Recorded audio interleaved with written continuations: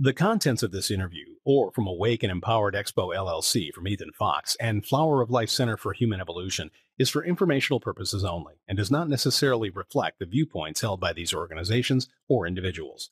Always consult with your doctor or health professional before making any changes to your diet, lifestyle, or prescription drug use. Please understand that you assume all responsibility and risk for the use or misuse of this information. Thank you for joining me today for a special edition of Awake and Empowered Radio. Today I'm joined in person by psychic intuitive and channel Micheila Sheldan. Micheila is a regular contributor to our local events in the state of Michigan in the United States. I've had the distinct pleasure of watching her go through her personal journey toward becoming an international figure in this field. She also serves as the executive director of our organization Flower of Life and the Awake and Empowered Expo. In this interview, she shares her personal experiences of stepping into the field of channeling, as well as some background information into the types of entities she channels. In the latter part of the interview, Micheila channels universal wisdom from various spirit guides. Thank you for joining us today for a special edition of Awake and Empowered Radio. I have the pleasure today of being joined in person by Micheila Sheldan, who is one of our speakers at our upcoming 2015 Awake and Empowered Expo. Micheila is an intuitive channel, and I've had the pleasure of watching her as she's developed her ability over the past couple of years and fine-tune and hone it to something that's really quite incredible. And I personally believe that she's going to be someone really prominent in this area in the years ahead. So we have some questions for her today, and we're also going to have her channel a little bit for us toward the end. So I'd like to get started maybe by, if you can tell us a little about how you discovered you had this ability and started down this journey, which has been a couple of years ago now, I think, right? Yeah, it has been a couple of years. Well, thank you for having me. It is an interesting story, and I always start out by saying I'm a very unlikely candidate to be doing this in terms of coming out as an intuitive channel in the world. And it all started for me quite some time ago. It was after the birth of my second daughter, and I have two teenage daughters. I was experiencing some chronic pain. And this pain was in my low back, my hip, and my leg. And over the course of many years, and I had had a successful career in marketing and public relations and decided to stay home with my two daughters as a stay-at-home mom, this pain became quite bothersome. And I was on this Western medicine hamster wheel, right, where every year I would get my new insurance card, I'd go see doctors and specialists, and with renewed hope that something would change. And I ended up with a lot of MRIs, CT scans, tests, a lot of medications. I was on all types of different pain medications and anti-inflammatories, and even was prescribed antidepressants. And as the years went on, this pain got worse and worse. And very synchronistically around this time, I made a move. My family decided to make a move from one side of town to another. And I lived in this really cushy neighborhood. It was wonderful. You know, all of the families were same age kids. And it was great because I really didn't have to get better. And everyone there knew of my condition and were the most beautiful neighbors of all. You know, they would come and take my kids if I needed help. And if I was having a bad day, they'd pick up groceries for me at the store and go to the bus stop and that sort of thing. And I really loved it. But after this move, I found myself in a neighborhood where I really didn't have that support. And quite honestly, I really didn't fit in very well. I had been the PTA vice president. I ran the local Girl Scout organization and all of the troops. I was a volunteer junkie. And I had a lot of people and friends around me, and I ended up in this spot where I had no support. And I really had to take a hard look at myself in the mirror. I was 40 years old. I was on all of these medications. I was washing them down with alcohol every night. I was depressed. My pain had gotten so bad through the stress of this move that I stopped driving. I had pain and numbness in my legs, and I actually started having my nerves ablated to relieve the pain. But I knew something had to change. And it's funny, you know, God just puts you in the exact right spot that you need to be in order to heal. And that's what happened to me. I was I was exposed in this house to some Eastern types of philosophies that I had never experienced before. And one of those that came into my awareness was meditation. And I had read that meditation would help me to disconnect from my pain. And that's why I decided to try it, because I was really desperately searching for something that I could use as a tool. And I started meditating religiously. And when I say religiously, 3 times a day, morning, afternoon, and evening.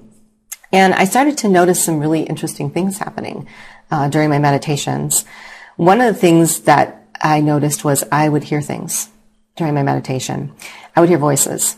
And I really thought that was my own brain, making things up. And I almost criticized myself and say, oh, I'm thinking too much. I need to turn my brain off, But very interestingly enough, during my waking hours between these meditations, when I was walking about my day, I noticed I was hearing things at times when I was awake that I didn't think were being said by another human being. And I'll give you an example. I would run into somebody at the grocery store, maybe an acquaintance, another parent that I knew, and we'd be having a casual conversation about something, about school or an activity.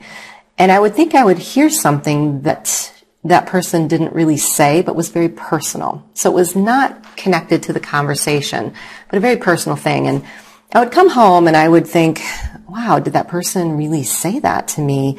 And if they said that to me, I didn't respond to it, which is very rude. And I started to accuse myself of being a poor listener. But what I really found out was I'm actually a very good listener. And this all culminated for me in one event that really shook me into this path, or onto this path or journey. And that was Christmas 2010. And I am the oldest of 3 children, and I have the family all to my house on Christmas Day. And I had bought a beef tenderloin I was making that morning for the family. And I used a special recipe. It was quite a bit of work that I didn't normally, do in a regular week. And there were 3 very key ingredients that I needed for this recipe. There was a beef stock, a red wine, and a spice that I needed. And I woke up that morning very excited to make this recipe and went to the pantry and opened the pantry door and realized I had forgotten to purchase these 3 key ingredients. And, it's Christmas morning, so the grocery stores aren't open. And I got a stool out and I stood on the stool and I was going through all of the shelves, searching. Surely there's something I could use that was similar. Found nothing.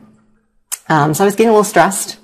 I actually remember calling the local Speedway gas station, knowing they had some grocery items on their shelf, thinking maybe I would find something there, which of course I didn't either. But at this time, I knew that meditation was the tool that I needed to relieve my stress, and stress equaled pain to me. So I told the family, Mom needs a few minutes. And I went into the bedroom and I shut the door. And I went into a very deep meditation that day. And what I heard next changed my life. And it was 3 simple words. And those words were, I am Jacob. And it was a male voice. And it was a very deep and loud male voice. And it shook me. It really shook me out of the meditation. But interestingly enough, I was not afraid.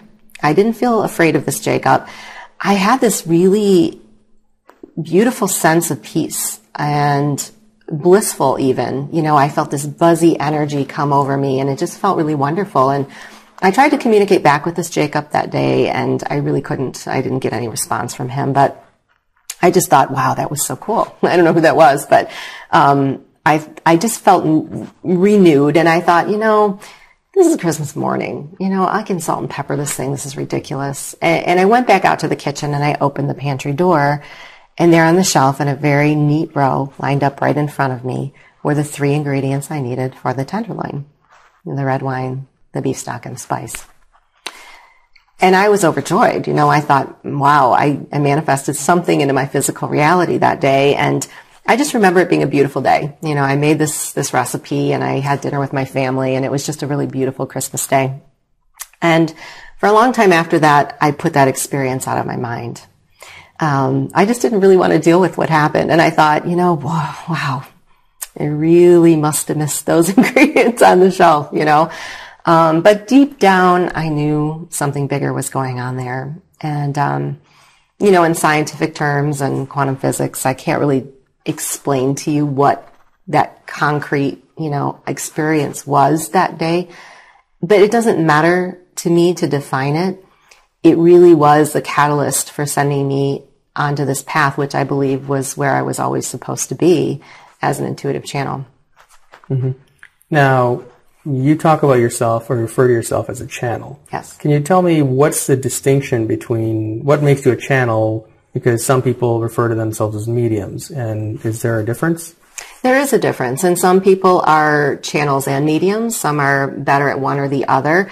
I am better at channeling, although I do access mediumship type energies, and that does happen to me from time to time. But I believe that I am here on this earth in this time to be a channel.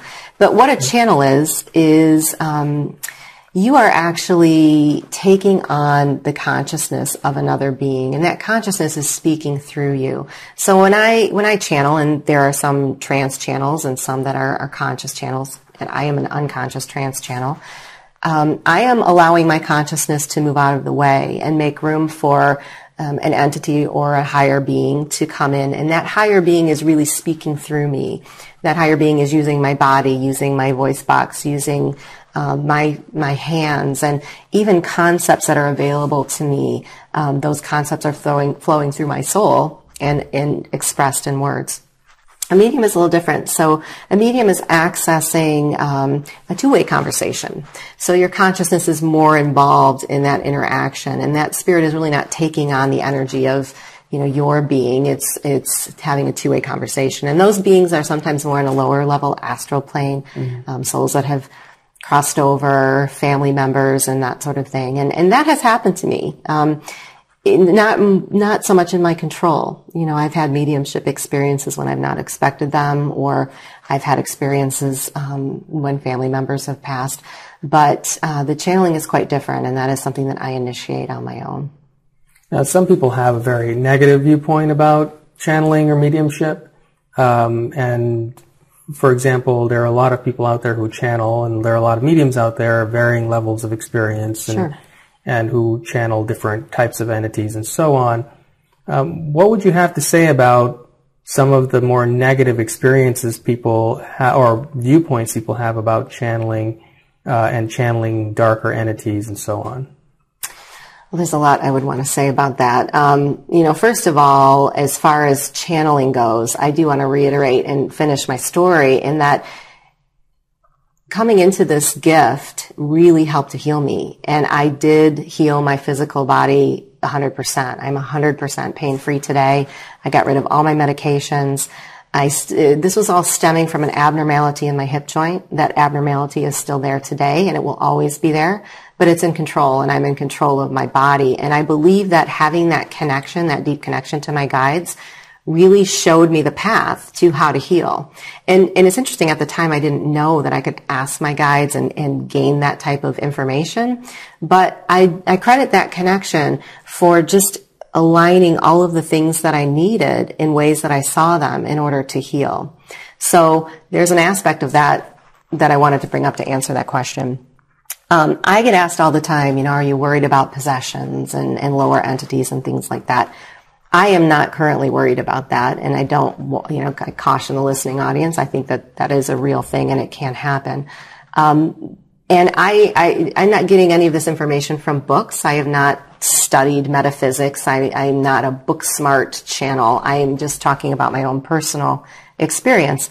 And when I did come into this gift, I didn't really realize that I had this ability. And I was having some spirits step in and take over and begin to talk to me. And at times I did feel as if those spirits were not ones that I wanted to talk to. And I could tell based on the feeling in my body or the type of information that was coming through that it didn't resonate with me.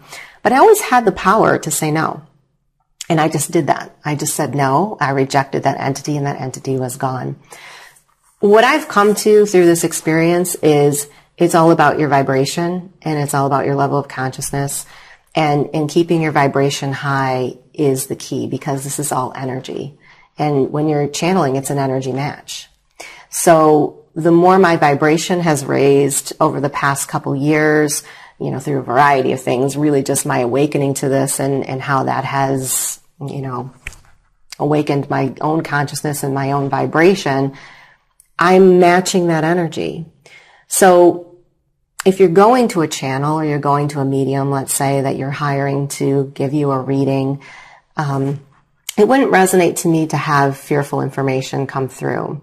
And I think you do have to consider the level of consciousness of the people that you're working with and the energy or vibration of the people that you're working with who are providing that information. Mm-hmm. So I know you channel a variety of different beings. Yes.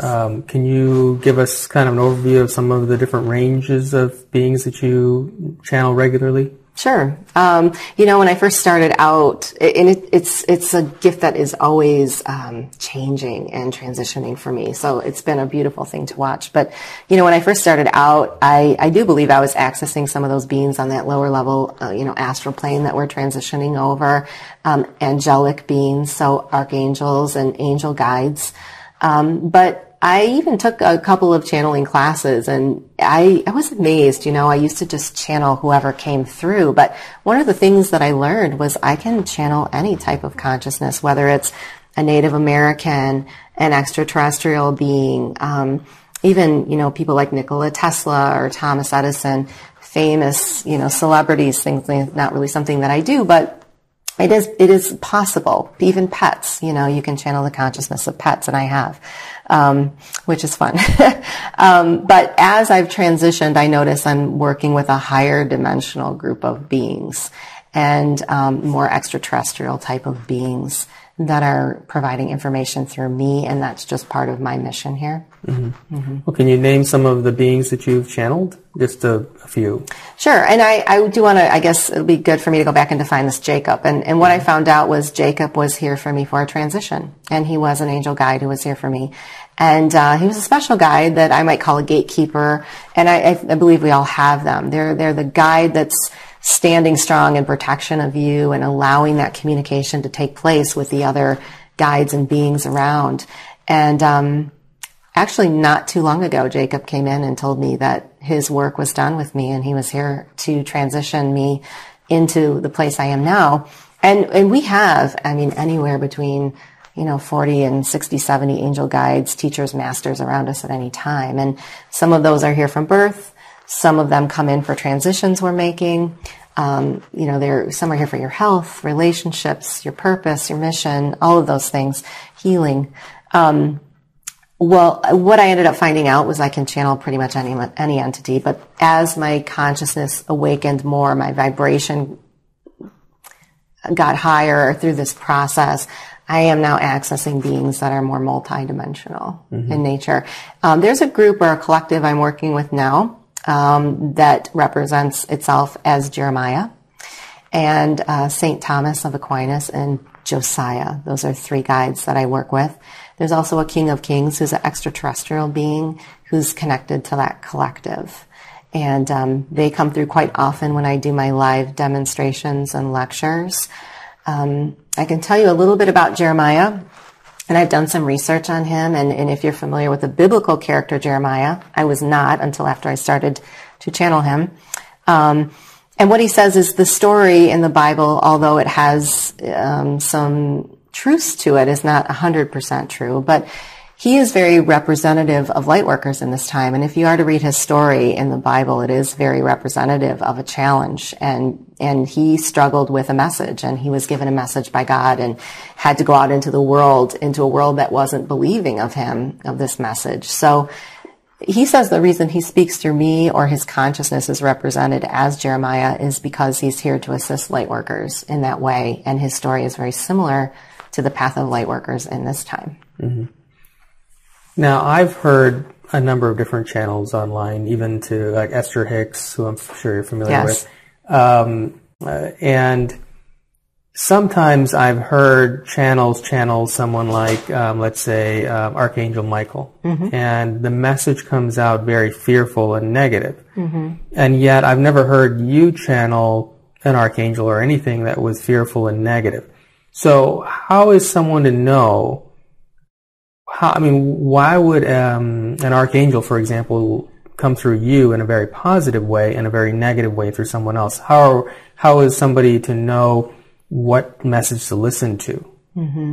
I don't resonate with an archangel giving anyone fearful information. And again, I would say that has to do with the vibration of the person that's channeling the information. My experience is that although sometimes the guides have to give us information that might seem fearful, because let's face it, there's a lot going on our planet today that is a lower vibrational nature. That's not something we like to hear. But my experience is they always will put that in terms that is in a way that's empowering. There's always solutions presented. Although there might be some fearful information, they'll always say, we don't want you to be in a place of fear, because if you are, that's a vibration that's holding us back from progress. So when someone tells me that they received channeled information and Archangel Michael gave them a deadline, that they have to do something by next Friday or else, that doesn't resonate with what I get from archangels. And it's always higher guidance, higher support, very rarely a yes or a no. And there's great psychic intuitives out there that are able to make predictions and that sort of thing. And some of that has come through for me in channeled information, but your guides really want you to make the decision, and you already know it. You know, your soul already has that information, and they're there to kind of give you that nudge in the direction you already need to go and give you the love and the support that you need to do it. So it's almost like confirmation, a beautiful confirmation of what you already know. Mm-hmm. Well, how do you know that you're channeling a being of a higher consciousness? Is there something you feel inside, or is it a knowing? How can you sense that? Absolutely. I feel, I sense it very dramatically. When I channel an archangel like Michael or Gabriel, I feel the resonance of love. Even Mary Magdalene is another that I channel quite often. The intense love of those angelic beings I can feel in every bit of my body.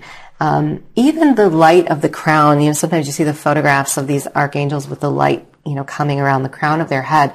I feel that light and I see it very dramatically. Extraterrestrial beings are such a high vibration of love. It's almost you're almost overcome with emotion. You can feel that love. And after the channeled message comes through, it stays with me. I feel that vibration even on my skin and my body. It's uplifting to me. If I were to ever come out of a channel and feel drained or feel not have that strong high vibration of energy, I probably wouldn't send that message out. And again, you can tell by the message, the words in the message. My guides have said that channeled information goes beyond the words. We want people to hear the message, but the words themselves are the vibration. So you can go back to your original question about anything fearful. If there were fearful words in a channel, think about the vibration of those words. It would not equate with something that would be healing or send us in the direction we want to go as a planet, or even as you as an individual soul. So that's how I judge personally. I can feel it in my body right off the bat. But when I listen back to the message, if that message is uplifting, it makes me want to be a better person, makes me feel good, that's definitely what I look for in terms of integrity of the message.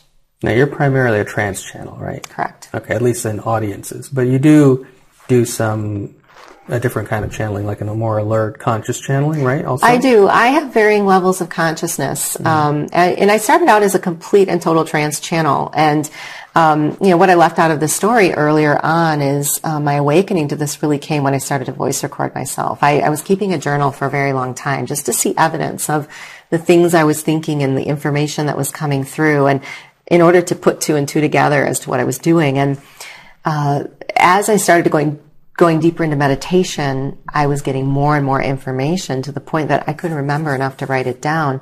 So I decided to voice record myself with my iPhone one day, and was really blown away by the change in my voice and the way I was speaking, and even words I would say that I didn't understand the meaning of,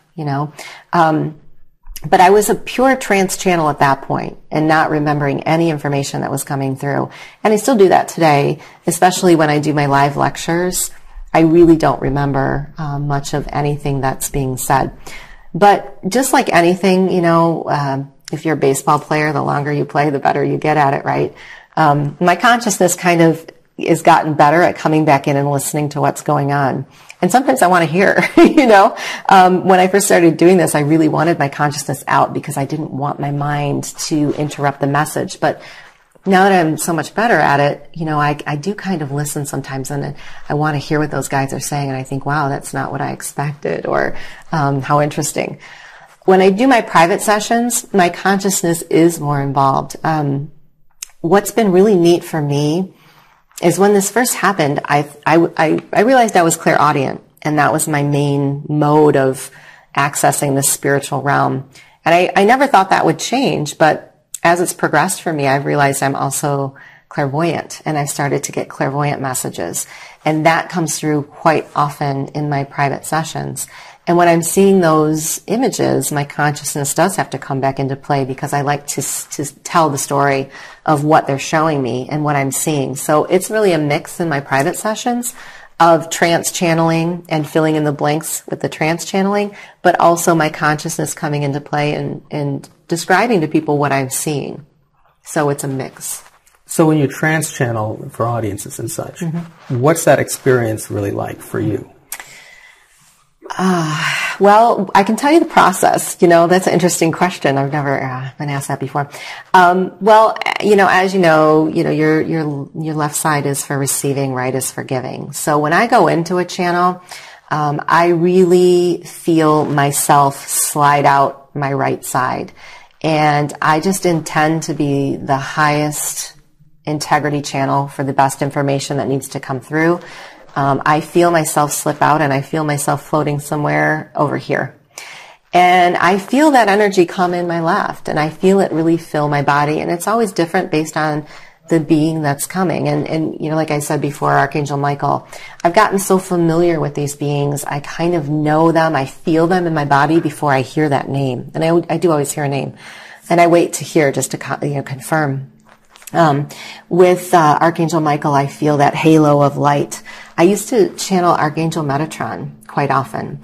He's very serious. He has very hard angles to his face. And he comes through as very, succinct and direct. And I feel that before he comes. Now that I'm working with, these beings, Jeremiah and King of Kings, I can feel that energy coming in. I almost know before it gets here. It fills my body, and I do feel some of the facial changes as well. I felt that a little more earlier on. I think as you again, like the baseball, type of comparison, I don't feel those things as much anymore, even though they're there, because I think it's an easier transition than it was before. It's a quicker transition than it was before. Now, you also channel past lives. I do. More recently. How is that different? How do you experience that? I experience that as a movie. And I get clues. So, it's in a set of pictures, and I'm channeling the information that glues the pictures together. So, for example, the first thing I might see is grass. And I'll say, okay, my consciousness comes in and I see this picture of grass. And then the next thing I see is a plow.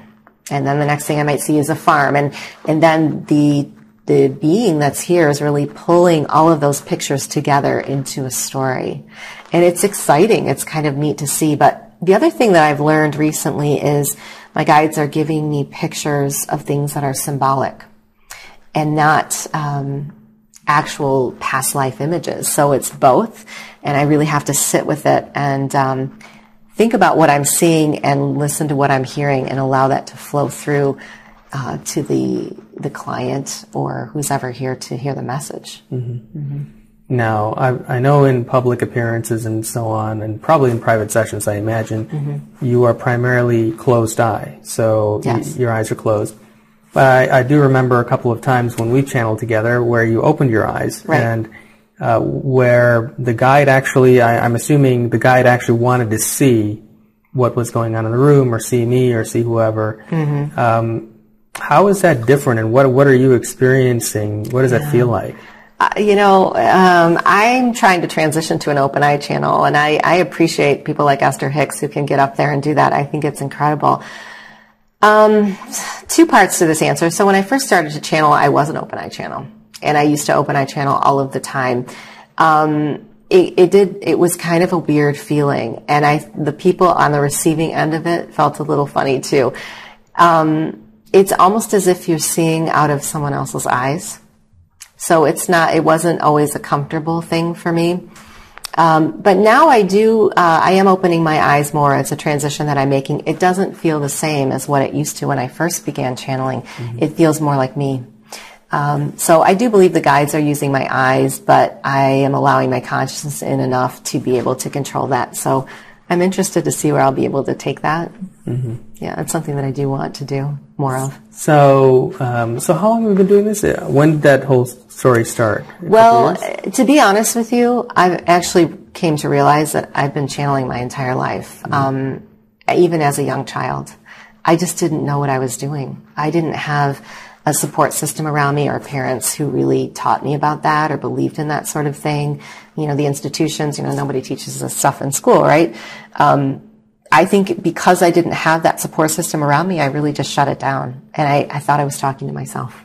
Because throughout my day, even now, sometimes have a conversation going on with someone outside of myself, and then I think, oh, and I used to do that as a child. But I would say I have been channeling actively for probably the past 3 years, but the last 5 years it's been developing for me, or I've been rediscovering it. Mm-hmm. Now I know you also run a youth program for children with gifts. Mm-hmm. Do you think that what you were just saying about how when you were younger your parents weren't really supportive of that, so you thought you were just talking to yourself? Right. Do you think that a lot of kids are experiencing that nowadays? I do. Yeah. I mean, as these children are coming into, the consciousness of the planet, let's face it, is just changing at such a rapid pace, and all of the things that are going on beneath the surface, that's affecting these children. They're coming into those energies, so they already know it, and they just need an outlet for it. And we're seeing it all over, right, with kids with ADD, and that we're diagnosing them and giving them medications when really they're just not fitting into these institutions because their consciousness is so much higher than what's going on in those places. So it's been wonderful. I have to say, it was very difficult for me to come out as a channel being a mainstream mom. Let's face it, I didn't want to bring this to the local bake sale, talk about the fact that I was channeling extraterrestrials. So my guides dragged me kicking and screaming into this mission, this path. But the more I've opened to it, I've noticed the people in my world are opening to it as well, and that is what happened with my children. So my oldest is clairvoyant, and she can see spirit. Came into that gift at a time that I hadn't even told her what I was doing. So we were able to teach each other, which was a beautiful experience. My youngest is a budding medium. Amazing budding medium. And I've been able to support her through that by my own experience. But yeah, the Conscious Youth Group is really there to support those types of kids and give them some tools to see that, this is a beautiful thing. This is what we were built for. And, I truly believe we need more of that to help them. Mm-hmm. Do you have a really unusual or maybe even life-changing experience you had while channeling, or maybe even a client experience that you channeled for that was really profound in some way? Oh, so many. It's hard to nail one down. Well, I'll pick a couple. There was a time, and I say I was drug into this kicking and screaming. I think that there was a time in which I needed to channel accurate information in order for my guides to, knock it into me that this was actually something that I should believe in. Mm-hmm. And I don't think I was placed here on this planet to channel psychic accurate information, and some people were, and they're brilliant at that, and I do it sometimes. But of course, as I started to do this, and I channeled by myself in my closet for many years, and then I had a couple of close people around me and friends that I channeled for. I got to the point where my friends wanted to bring others into the mix and wanted me to start channeling for their friends, which made me a little nervous. But it was a very pivotal time for me. I've had a lot of knocks on the door from Spirit when I've not been in channel that have been beautiful things. And again, one here recently with a client who's in a wheelchair, and I did a channel for him. It was a very inspirational channel. And was done with the channel, went about my day, showering, getting ready to go to the next thing I had to do. And I kept getting this feeling of just buzz up my left side. I knew there was still spirit here, and it just kept knocking me to listen. Sometimes I don't want to stop and listen. I'm busy. I got to go. But I did stop, and I said, okay, what's going on here? And gave me an incredible message about there was going to be an accident, that his wheelchair, there was a cord that was hanging, and he showed me that cord getting caught around the wheel. And he said, you need to tell him, and sure enough, I did. And later that day found out that the attendant that helped this man that was in the wheelchair had actually discovered that there was a trip cord that was loose on his wheelchair. So I've had many very inspiring channels and unique situations with energies like that. But for me personally, in my transition, I think sometimes those things show up to give me the faith and the courage that I need to know that it's coming from outside of myself. And when I know that, it's had to force me to let go of the connection of my ego to that resulting message. So that's been a beautiful experience for me. Now, you channel extraterrestrials. We talked about that earlier. I do. What is that like for you to channel an extraterrestrial? How is that different from channeling an archangel, for example, in terms of your experience of it? You talked a little earlier about face changes and so on, but can you go on that? Yeah, okay. Well, when I first started channeling extraterrestrials, I could really feel that in my body. I do feel those changes in my body. I feel my fingers get longer. I feel the facial, the thinness of the neck and the widening of the eyes. I feel those transitions in my face very distinctly. I notice on my recordings that the extraterrestrial information, I really have to grasp at it. My consciousness has to grasp at it a little harder. Some of those concepts are a bit foreign to me. But also the vibration is really distinct. Where an archangel or a being like Mary Magdalene, the overcoming sense of love is, it's still a very strong love, but the vibration of it is so high. I'm not even sure if I can describe it, but it's a distinct feeling in my body of higher vibration. When I channel extraterrestrials, often there's more than one. I feel them come in groups, especially in threes, but this King of Kings that I work with has a collective group of beings, and they're always assembled, and it's almost like a holding of hands. I feel that energy go in a circular flow into my own hands. It's like we're all connected with them. And it's like a oneness, a feeling of oneness that I walk away with that's very distinct. So what motivates you to do this work? Is there a personal mission or what drives you? As I said, it's taken me a long time to come into this. Well, what my guides have told me, and as you can imagine, early on, I thought, why? Why me? I asked that quite often, why me? And what I was told is there are many in this time that are really standing on that brink, of awakening. And they need to see someone like me, a mainstream mom who runs a local PTA and has 2 teenage daughters that is talking about this kind of thing. They need to be relating with someone who's like them. And that's why personally I have been chosen for this mission.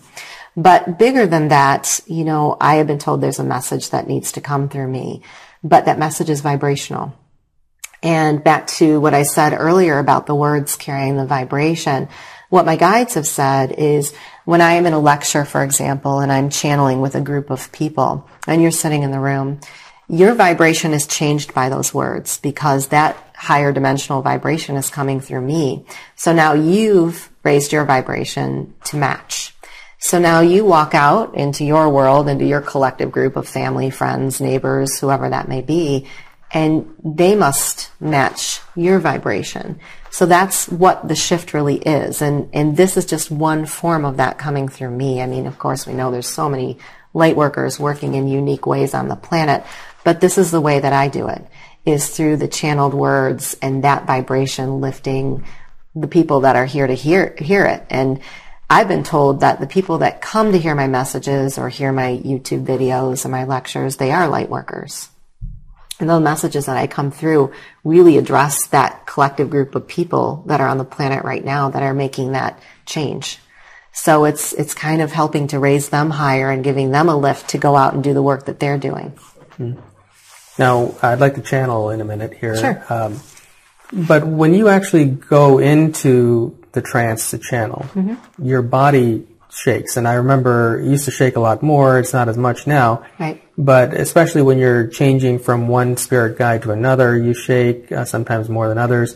What's exactly going on there? Yeah, that used to really bother me. I asked a lot about that early on. What I was told was there's a differential of energy from this planet to the beings that I'm channeling. Obviously, those beings are a higher dimensional vibration than what we have on the planet Earth. So because I'm taking that energy on, there's a shifting that takes place, and that shaking that you see is just my body adjusting to those different energies. And I was told that as I transitioned through this and the further I got, that would take care of itself and it would reside. And I'm starting to see that happen now. I was also told that sometimes that happens when I'm resisting energies. So what you might notice if you will watch some of my YouTube videos is that I don't do that twitching until a question is asked. And that's probably because my consciousness wants to come in. I want to hear the question. My consciousness wants to answer the question. But, my body is kind of resisting that. So that's why I think that happens quite often during questions that are asked by the audience. Where do you see all this going for you? Have you asked your guides, or do you have any vision for your future in this work? What I can tell you is they've shown me visions of being on a stage. So I believe that I'm supposed to channel these messages for audiences. I believe that those audiences are people that are light workers on the planet that are meant to hear that message and that are, transitioning themselves. I think it's support for them. And other than that, I can't wait to see myself where it will go. Right. Okay, so let's channel now, and maybe we can just call in whatever guide is most appropriate first. Sure. Just takes me a minute.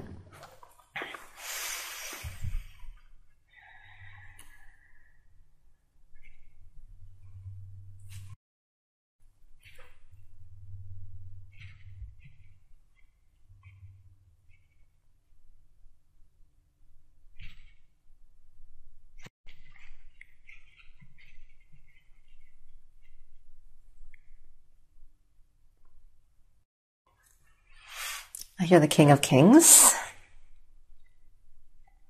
Greetings. Greetings. Could you tell us a little about, so you're part of a collective of beings. What other, I know from a human being standpoint, we like to understand who we're speaking with or who is part of that collective. Can you give us a little bit of understanding as to what kinds of races or beings are part of this collective? There are many. So first we would like to address the question of who is here. And we understand that human beings must have a concrete definition of an individual soul. But understand that when this message is coming through in terms of a collective, you are accessing universal energies. These energies are coming from not only multidimensional beings, but from every vibrational being that it ever was, is, or continues to be. So you're accessing information that is an energetic pool of consciousness when this is coming through. Now, in terms of my consciousness, I would like to define that there are many beings involved in this communication. Not only Palladian beings, but we would say Arcturian beings as well.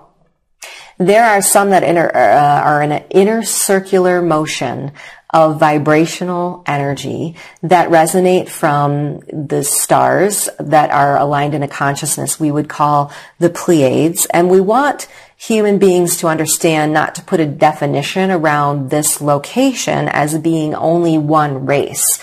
You see, these races of higher dimensional light are accepting of all beings. And in essence, your human nature or your human structure was created from all of these beings. You are all of it as well. Take it all in and understand it is not one, it is many. And that is our greatest message regarding that definition. Now, what human beings in this time need to understand is that the consciousness that is showing up to speak to you is representative of an idea that you must latch onto in regards to your own soul. So this is a definition that you are putting around the abstract idea of who is speaking, more than the energy that is coming through, you see. The energy that is coming through must not necessarily be defined as one. Now, we would say there are densities or dimensional levels of information that we would categorize. This realm of archangel or resonant angel energy would be different than our own. And that is only the ideas that are coming through in terms of construct ideas through those entities or identities. And look at it as a different way of accessing that information. Look at it as a different set of ideas or concepts that are available to you through those dense energies that we would call a consciousness. Further, when you are accessing an angel type of consciousness, know that it is the same understanding as the circular arrangement of higher dimensional beings. It's a circular arrangement of angelic beings that is expressing itself through one identity in order for you to take away a singular idea, you see. Why have you chosen to speak through Micheila at this time? Is there something unique about how her physical body or her consciousness was prepared for this life that you were able to do that, or can you tell me anything about that? Yeah, so what we would like to explain is that there is a collective race of beings that are working through this channel in particular. And many channels are chosen in this lifetime or in many other souls' journeys in order to bring forward a mission that they'd agreed upon when their souls were transitioning through a period of time that we would call as collective unison. So know that the soul that is standing within the physical body of this channel made a collective decision to come into this body to serve the global consciousness in this way. Now, each channel in terms of a soul is bringing through a unique message vibrationally that is needed to culminate in one global raise of vibration, you see. Now, the information is important, so we want to define that first. Some channels in this time were meant to bring forward ideas of technology. Some were meant to bring forward ideas of health. Some were designed to shift an energy of consciousness. And this channel in particular was designed to shift that energy of vibration and consciousness. What we would say is that her past lives as a soul have prepared her for this in this way. But further, her DNA structure is such that she is able to access multi-dimensional realities without an effect to her own consciousness and blockage of any vibrational weight or meaning of those concepts, you see. We would say she is one with this consciousness. It was planned upon her landing into this physical body that she would still maintain and hold a connection to this multidimensional information through communication. That communication is nonverbal. That communication comes from the highest level of support. Now, there had to be a transition here within her soul and within her physical walk of life in order to bring her to this point. You see, karma is a dense, heavy weight that had to be served not only by her soul and the planet through an experience in order to resolve it, but also we would say that there was a DNA structure that needed to be healed through this transition in order to remember where her soul decided to come into this physical body through this mission. But if you are looking for a singular definition of what that mission is, know that it is almost as if it's a visitation. When she is channeling this information, imagine it as a visitation from one of our consciousness or one of our race coming into your physical world.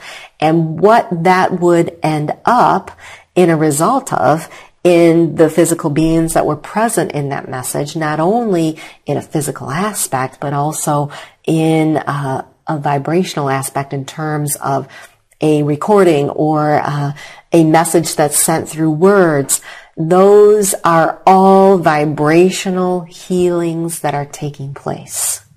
So that is the goal of this channel, is to be a part in that consciousness that is shifting the planet. There is one more message we want to bring forward about this, that there are many who may hear this message who are knowing that there is a shift upon your planet, that are knowing there's a healing that is coming, but they believe that that healing is coming from that multidimensional aspect of beings that are here to serve, and that is true.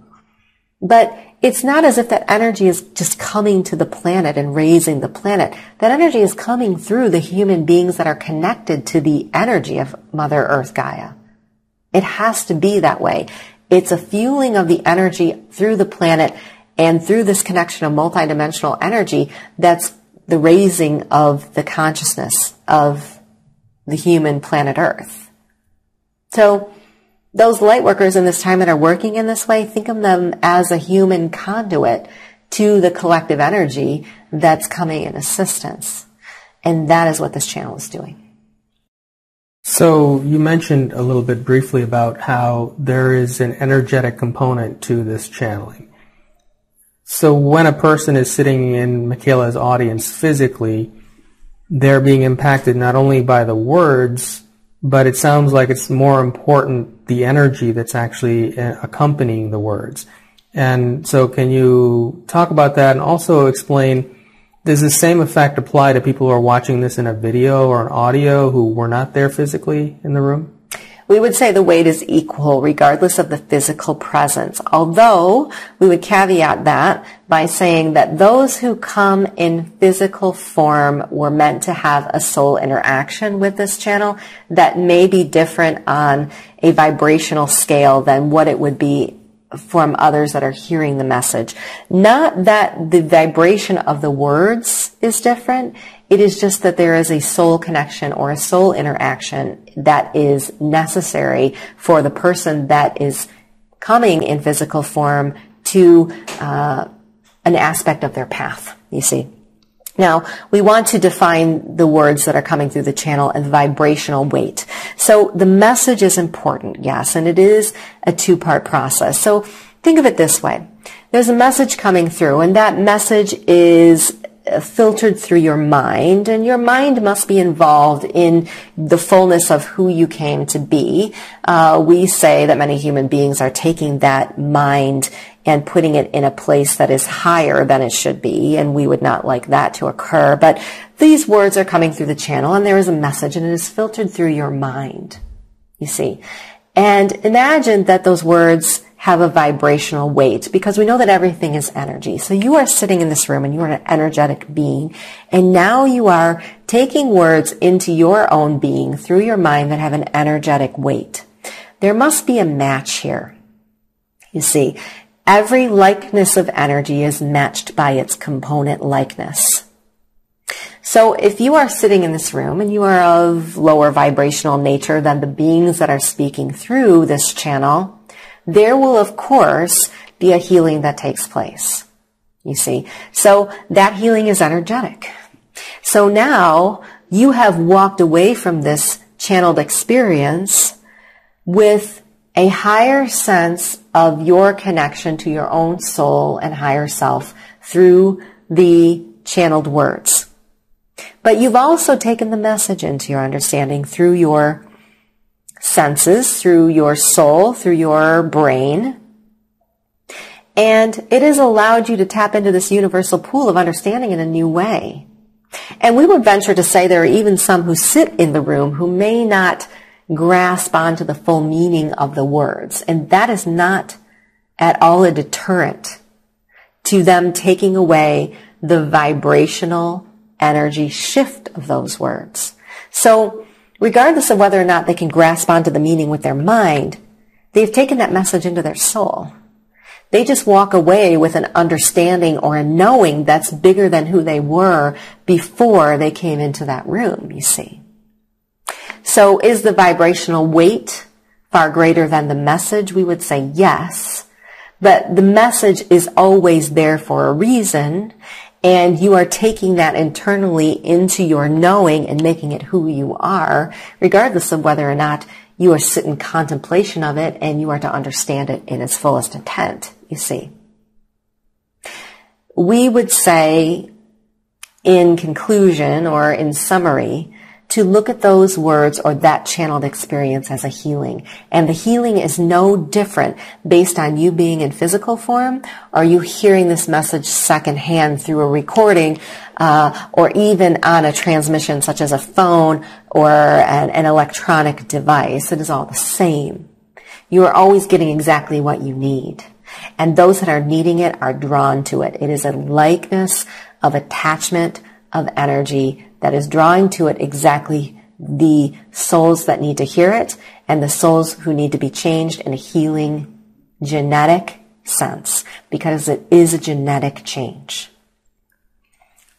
So I'd like you to speak to us a bit about what's going on in the world nowadays. A lot of people are awakening, and as they're awakening, they're experiencing this discomfort with being in the world as it is today, and an inability to adjust to it, not knowing where they belong, struggling in various ways in their life, disconnection with the financial system, not knowing how to function within the world where the money is a big factor. Can you give a little bit of advice to people who are going through this awakening process? Yes, St. Thomas is pleased to give this advice.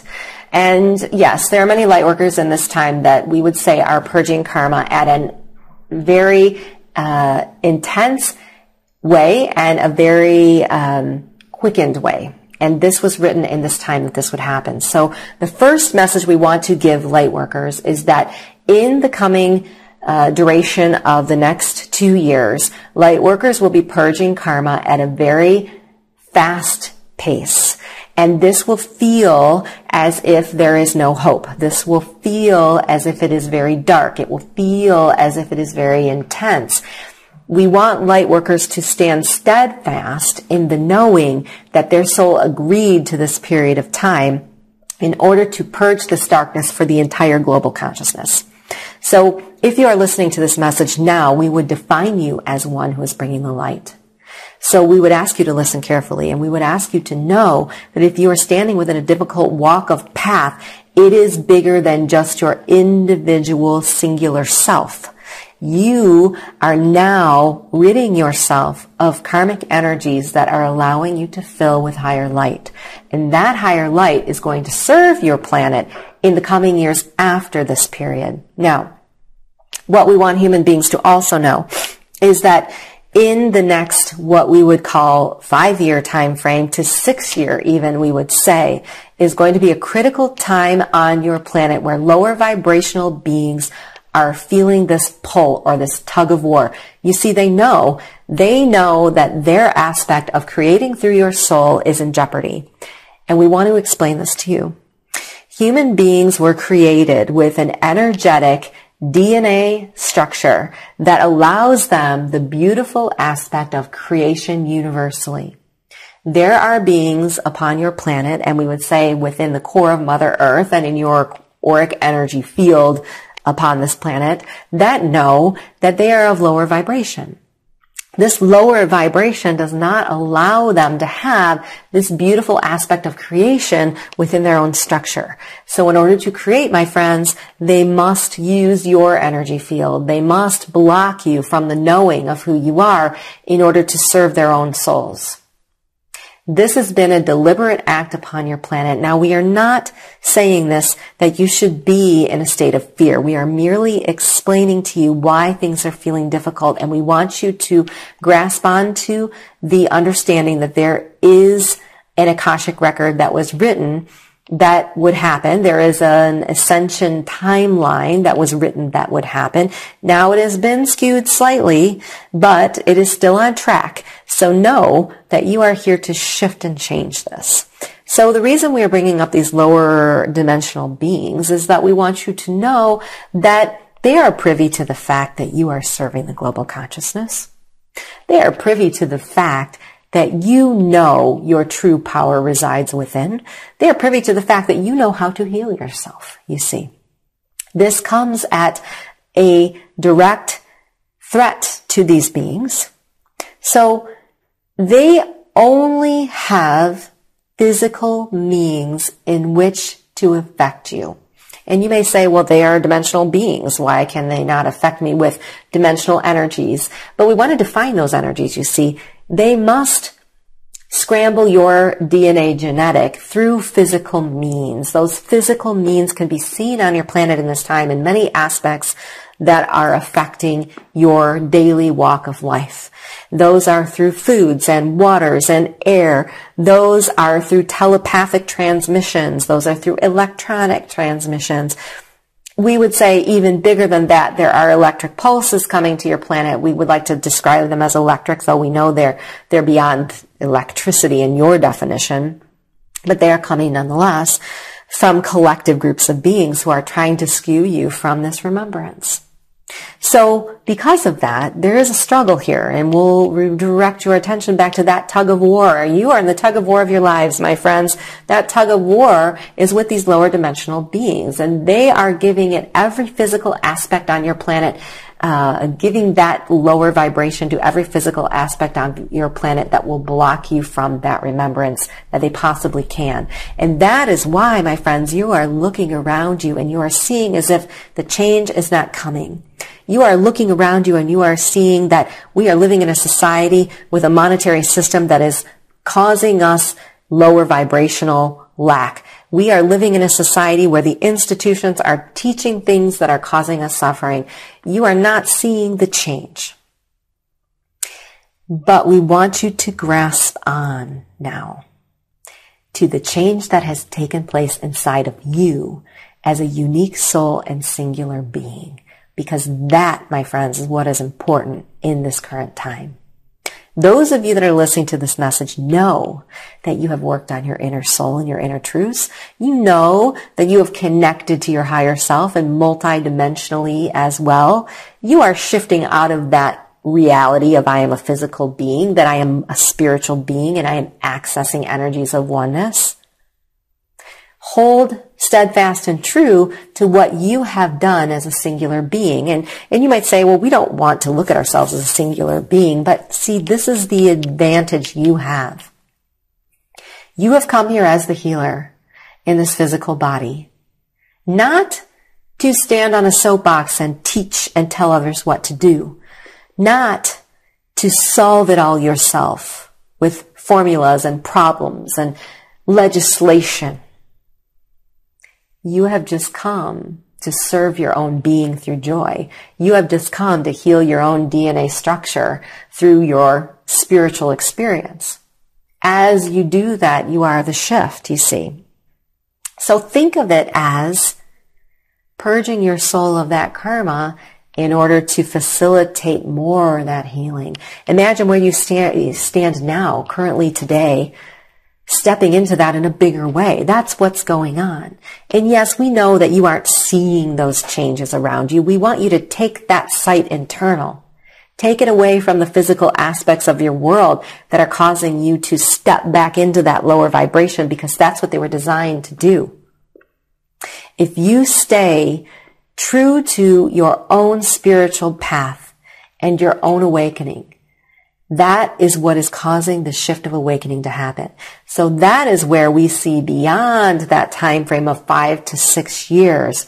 That, my friends, is when the golden light comes onto your planet and begins to really turn up in your physical world. that is when you begin to see the evidence. We would say there are many who see it now. There are many who see what is happening. Don't worry so much about attaching yourself to the evidence in a physical form. Only worry about attaching yourself to your own soul and healing. So we would say that this current walk that you're standing in may feel difficult, but remember that you came to serve it from a higher sense of light. Remember you agreed to walk it in order to heal the global consciousness.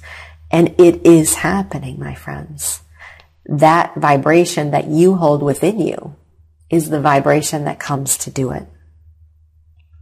So does this have anything to do with the precession of the equinox, the 26,000-year cycle that supposedly shifted in 2012, and are we headed toward an Age of Enlightenment now? We would say there is a most definite connection to your cosmos and the vibrations that you're feeling. And if you are to look at ancient texts and scribes, it will point that out very specifically. That is because there is a resonant energy that is coming from those dimensional planetary forms, those stars, that is also a part of who you are, you see. It's all one. So many would like to say, well, there is an alignment of planets or an alignment of stars or even the sun that is causing something. We would like you to understand it's not causing something. It is just an alignment with a vibration. It's all working together, you see. So the vibration that you are currently today is falling in alignment with the vibration of those cosmos. It's all the same. So it's heading in that direction. It must.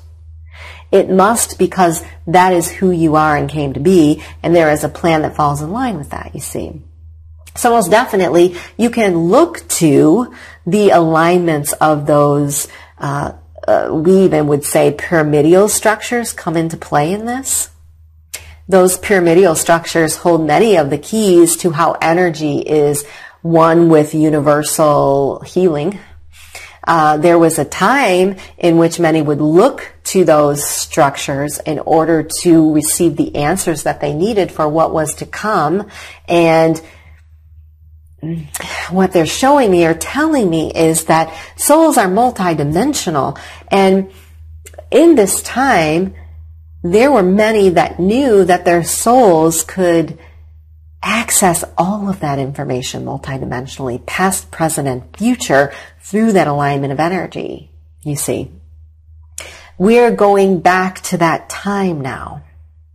It's a cyclical approach. It's not as if this is a new age. It's all coming together as one that was created from the beginning of space and time. It's a flow of energy unlike no other. There is a raise of vibration that is going on here that's not only benefiting your planet, it's benefiting all of the densities and multidimensional beings we spoke of earlier. It is an evolution of consciousness and ascension through all beings. So yes, you stand on the planet Earth, which is a heavier, dense, vibrational being. And the only difference between your planet Earth and the dimensional being that I am is of a higher vibrational light. And your planet is heading in that direction. So we all ascend with it. But yes, you can look to those landmarks of space and time and planetary alignment in order to see where that shift is headed. And it is good, and it is in a most beautiful and right direction. Now you mentioned a time frame of about 5 or 6 years, I think, where we'll see that light on Earth, and that light workers will experience that shift.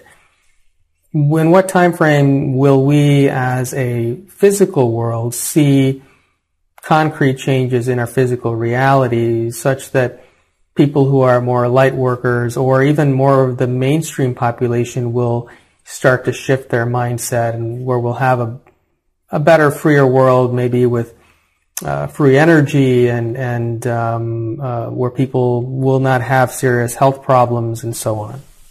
Yes, so we would say the next 20 years is critical. But there are some points we want to make.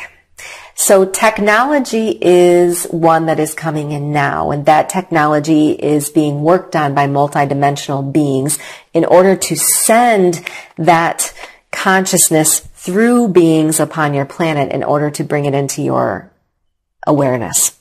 We would like to say that the year 2015 is a significant number because the number 15 in itself is a significant number, and in 15 years from this point is going to be quite a differential of energy on your planet, that energies will be accessed differently, that human beings will be accepting of these technologies in a new way, that you will see the total transformation have taken place. And it is going on now, but we would say that you are only at the brink, at the receiving beginning ends of those technologies. They are beyond anything you've currently seen show up on your planet. They are showing up in a form of likeness that will be developed even higher, we would say, through a group of assisted beings, or collective beings that are working on that now. It is an energy that is coming, that is one that was always meant to be accessed for your planet. Now, you say this free energy technology as a very narrow definition of, for example, running automobiles and running buildings and healing people, and that is true, but what we want you to know is it's the same energy that human beings will be tapping into for other things in their own life. Telepathic energy, transportation outside of these physical extrapolations of transportation, you see. Those things are coming in the next 15 years. But it will not be without a struggle. And we would say there are many upon your physical planet Earth right now who are souls who will not be around to see this change. They were not meant, you see, to walk through this physical lifetime as a soul in order to be able to accept these changes. And that is necessary, and that was purposeful, and those human beings must fall away in order for the vibration to shift in a bigger way. Now, another important aspect of this message we want to bring through is the children upon your planet, because there are many children that are coming in with higher energies, but they are coming in with an agreement to serve it in a different way. You see, they are coming in with the tools, with the knowledge of energy already within their human being. And they're using it now, or they will use it in such a way that many of these systems will be archaic. They will be archived. They will go away. And further, we would say within 12 years, we would like you to look at your institutions. That the period of 12 years is going to be key. That there is going to be a shift in these institutions away from a form of teaching a certain way, which would be one of telling others a plan or something that was written, and allowing these students to teach a collective lesson. You see, it is more of a collective learning of working together to allow the planet to move in the direction it was meant to move. Monetary systems, even, we would say, that is coming quicker. Your monetary systems upon this planet must fail. It is written that they will fail. And that is also a part of this new energy coming in. Now, we don't say this to put human beings in a sense of fear, but we would say this time frame we have spoke of in the next 6 years, there will be a difficult aspect of this money transition or this currency transition that has to take place. And it will be a painful one, we would say, because many will be uncomfortable with the amount of trust or the way in which they have grasped onto this energy of money as critical to their daily being, as a part of who they are. And we would say that human beings have to separate themselves from that in a very grandiose way in the next 6 years in order to allow many of these other systems or ideas of vibration and energy to fuel your planet to come in. You see, that is the first step. However, it will be an age of enlightenment. It will be an age of high vibratory change. We would even say your food systems will completely go defunct. They must. There is no way that human beings can sustain the amount of vibration and energy their bodies are meant to hold by the current way that the foods on your planet are being developed and distributed. So that is another change that would take place. And we would say 8 is the number that you should look at in terms of those changes coming into play. Now, this planet you stand on has been vibrationally manipulated. So we want you to think of it this way. These plants, these foods that you are eating are growing from a Mother Earth Gaia that was meant to fuel them with this beautiful energy of love and high vibration. But that is not currently happening, you see, because the water, the air, the sun is all a part of feeding your Mother Earth. And all of those things have been affected by this lower vibration. So all of those things will need to change in order for the entire Mother Earth Gaia auric field to clear. Think of it as a clearing of your own auric field, my friends. You go to a healing practitioner to heal your auric field. The Mother Earth is a living, breathing entity with an auric field as well. So that is all going to shift and change vibrationally. It has to.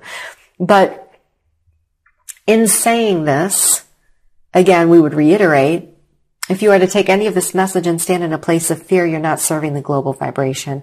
You're not serving the global healing. So look at the Age of Enlightenment. Look at these transitions in your own life as serving. You have the free will choice to step outside of the physical being that you feel you are and look at these changes from a global consciousness standpoint and know they are coming to serve. And that is where many will suffer with this, we would say in the next 5 to 6 years, because they cannot allow themselves to step outside of the physical being they feel they are, to see that they are actually a spiritual being moving towards this age of greater consciousness and allowing themselves to let this energy flow and let go of the things that they must let go of, that they have grasped onto for comfort in this time. Now, I always like to end with Mary Magdalene because she has just a very loving, positive energy, and it's just a nice way to close any session with our audiences. So, hello, Mary. Blessings. Can you give some advice to the light workers of the world as to how to adjust to and deal with the times that we're living in now and the turbulence and the difficulties that they have to face? Yes, well, my challenge to you on a daily basis would be to access those higher vibrations through joy, because I would venture to say that every light worker on this planet is accessing joy in their daily life if they are to choose to see it. And that is the message here. Choose what you are seeing. You have a choice to take that vision into yourself and define it how you choose. So yes, there may be some things within your physical world that must fall away in order to shift to a new age of heart-centered vibration. Take that heart-centered vibration into your current experience now. There's no reason you cannot, you see. You have manifested things within your current reality that bring you joy.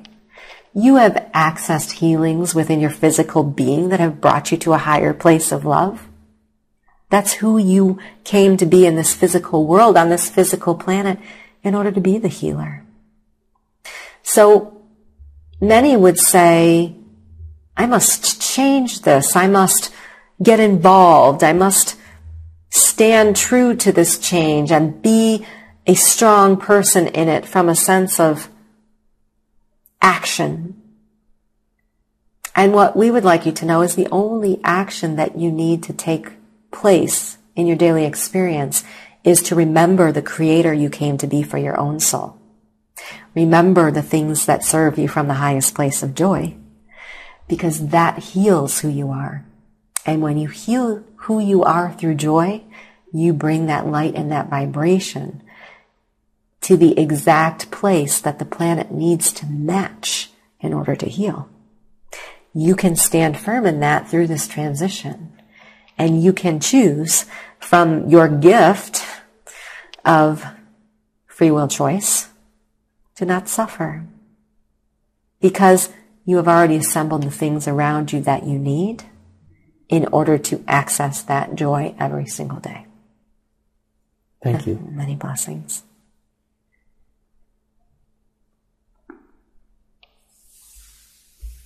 Well, thank you. That was great.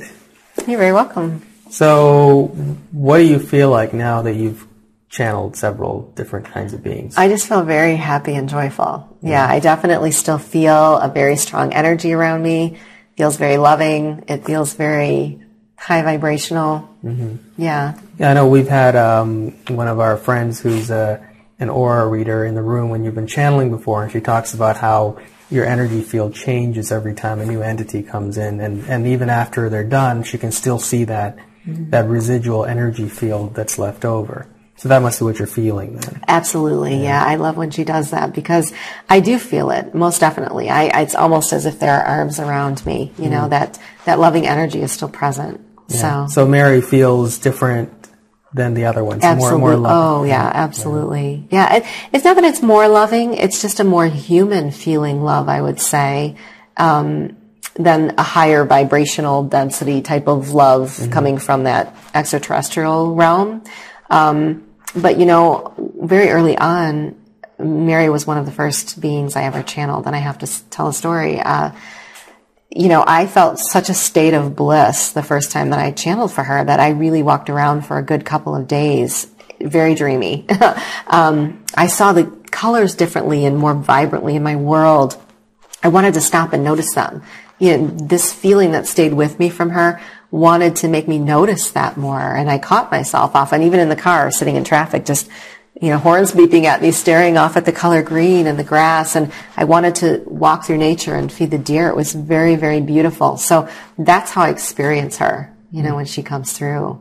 It's almost like a connection to nature. Very beautiful. Yeah. Well, thank you for taking time out of your day to speak with me today and to speak with our audience.